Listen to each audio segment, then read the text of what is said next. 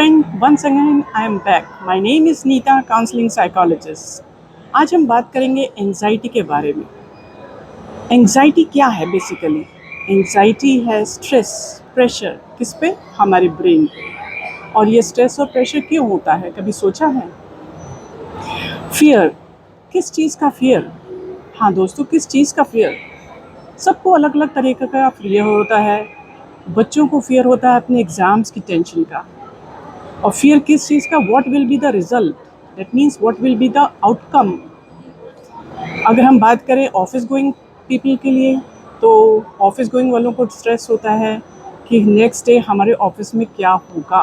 If you talk about IT people वालों को stress इसलिए होता है कि अगर प्रोजेक्ट की डेडलाइन आ गई है तो उसका फियर होता है कि would they will be able to do the work what has been given to them on time।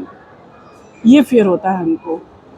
और फियर इंटरव्यू के लिए होता है हमारे को कि अगर हम इंटरव्यू देने के लिए जा रहे हैं तो उसका आउटकम होगा, क्या आउटकम होगा। तो बेसिकली फियर होता है हमारी एंजाइटी को क्रिएट करने का reason.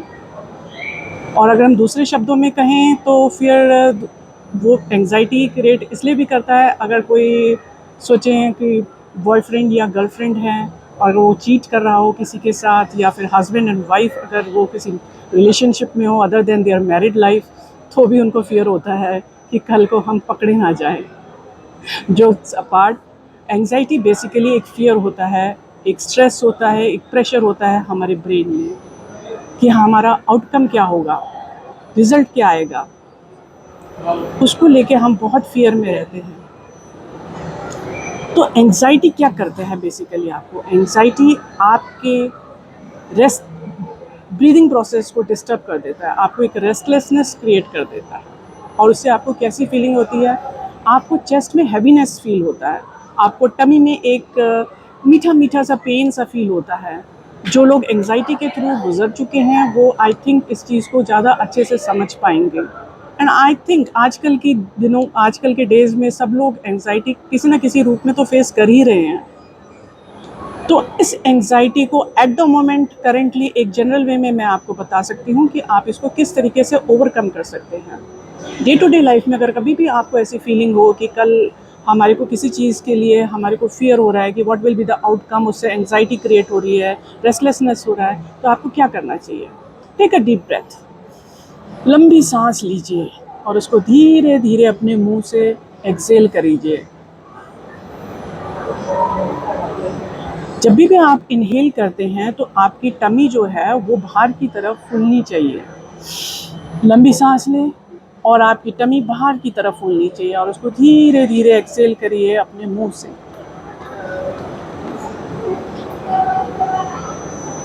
Again take a deep breath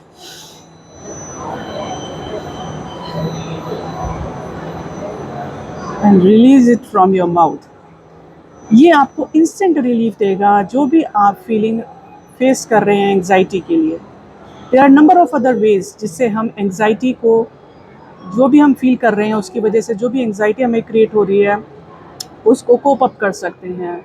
the number of ways depends on आपकी पर्सनल सिचुएशन क्या है जिसकी वजह से आपको एंजाइटी हो रही है, और उसी से रिलेटेड हम आपको थेरेपी सजेस्ट करते हैं।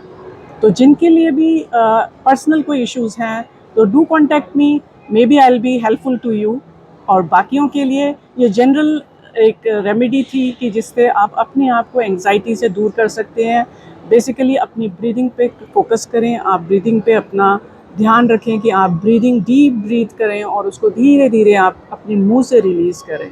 वो आपको काफ़ी हद तक आपको हेल्प करेगी आपको एंजाइटी इश्यूज़ को सॉर्ट आउट करने के लिए। आज हमने बात एंजाइटी करी थी, एंजाइटी के लिए करी है। नेक्स्ट हमारा वीडियो आएगा जो कि डिप्रेशन से रिलेटेड होगा।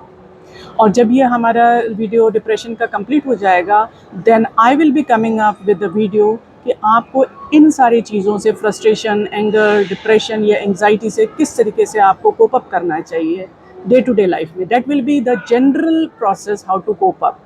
बाकी सबकी अपनी अपनी लाइफ में पर्सनल इश्यूज़ चलते हैं, एक स्पेसिफिक जो इश्यूज़ के लिए आपको कैसे आप कोप अप करें उसके लिए you have to come and contact me for your therapies. Thank you. My name is Neeta, counseling psychologist. Stay connected. Thank you. Bye bye. Take care.